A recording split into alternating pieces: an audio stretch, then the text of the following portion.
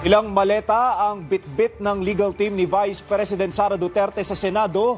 Laman nito ang mga dokumento kaugnay sa sagot nila sa Articles of Impeachment laban sa Vice Presidente. Live mula sa Senado, nakatutok si Patrick Gupo. Patrick, nagbigay ba ng assurance ang kampo ni VP Sara na dadalo siya sa impeachment trial? Hiniling ng kampo ni Vice President Sara Duterte na i-dismiss ang Articles of Impeachment na isinampa laban sa kanya. Ito ay matapos formal lang maisumite sa Senado ang kanilang sagot sa impeachment complaint. Formal na nga nagsumite ng kanilang answer ang legal team ni Vice President Sara Duterte sa Senate ngayong araw. Ayon sa kampo ng pangalawang Pangulo, nakapaloob sa halos 50 pages sa document ang kanilang mga depensa at mga dahilan kung bakit dapat ibasura ang Articles of Impeachment.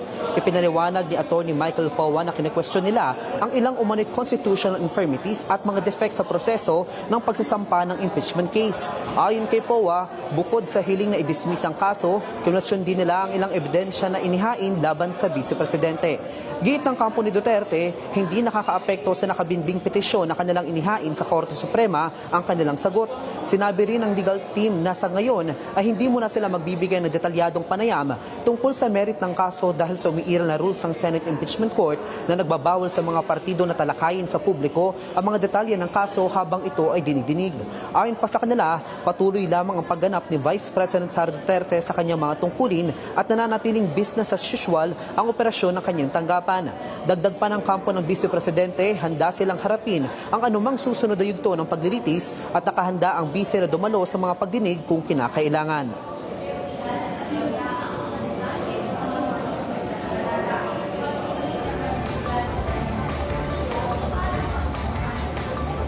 Gaba, sa ngayon, hinihintay na lamang ang mga susunod na hakbang ng Senate Impeachment Court habang nananatiling nakabinbin din sa Korte Suprema ang hiwalay na petisyon ng kampo ni Vice President Sara Duterte. Gab?